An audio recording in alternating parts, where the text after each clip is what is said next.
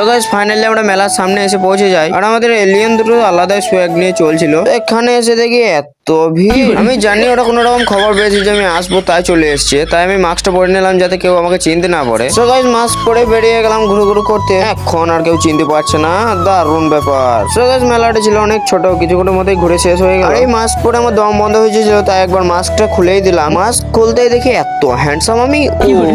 So guys তারপরে আমি এখানে চলে আসি। ছোটতে আমার এটাতে চাপার খুবই শখ ছিল, কিন্তু সেটা পূরণ হয়নি, এখনো চাপতে আর দেবেও না। মাঠে ঘাটে যতই খোঁজো আমি থাকি ঝরে, আমার খবর নিতে